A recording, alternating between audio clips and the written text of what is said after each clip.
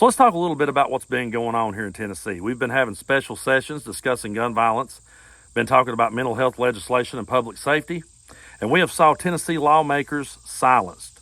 We've saw parents of children who lost their lives escorted out and silenced. Speaker of the House Cameron Sexton can decide what he thinks is a disruption, and he can cut off the microphone. He can decide when he thinks someone is going off topic, and he can cut off the microphone, and he can do so with absolutely no rebuttal from the other side. He can silence them, he can shut them up, and they have no more say in the matter.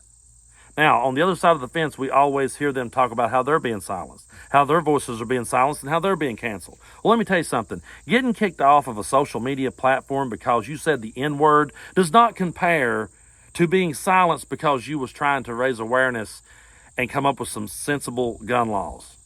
Being kicked off of a public platform because you spread lies and misinformation and conspiracy theories during the middle of a global pandemic does not compare to being silenced and kicked out because you tried to stand up for your child who lost its life at school. So I really don't want to hear no more bitching from y'all about how that you're being silenced or you're being mistreated, because right here in Tennessee, we're watching Nashville turn into the Kremlin.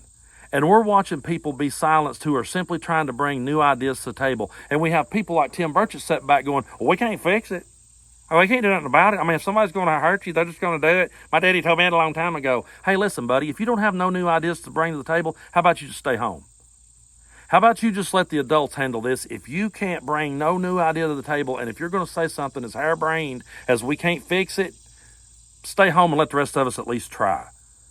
Because we're talking about our children, and we're talking about our children's safety in school. And for the party that loves to worry about children and says they're the party of the children, they're the party of pro-life, we got to protect the kids at all costs. Whenever we say we have to protect them in the classroom, you all go silent. We hear nothing but crickets.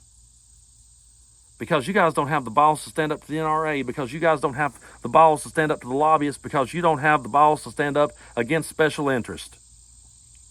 And because you want to sit here and you want to buy every bullshit conspiracy theory you hear, and you think that if we put one law in place that inconveniences you for more than 5 seconds, that we've infringed upon your Second Amendment rights. Well, let me tell you something. A well-regulated militia is not Bubba and Cletus up the holler going to come down and overthrow the government in their Dodge Durango. That's not a well-regulated militia, okay? What happened in Jacksonville, Florida is not a well-regulated militia. What happened in Buffalo is not a well-regulated militia. What we see happening in this country with gun violence is not well-regulated militias. It's domestic terrorism. You can sit all day long and say, oh, it's mental illness, man. It's just mental illness. No, it's not. It's domestic terrorism. And that's the problem. We have to get control of this situation. So for those of you that wants to sit back and say, we can't fix it, you got to set this one out. And for those of you that says, we're tired of being silenced, ask yourselves, what did you get? You got kicked off of Facebook because you posted some bullshit and you're mad about that? This is parents whose child lost its life at school, the place where it was supposed to be the safest. And that person was kicked out in silence because they tried to stand up for their kid. It's absolute and utter bullshit. And if you guys don't want to fix it, just stay home. And when we fix it, don't bitch and complain about the rules that gets put in place that might inconvenience you for a few minutes.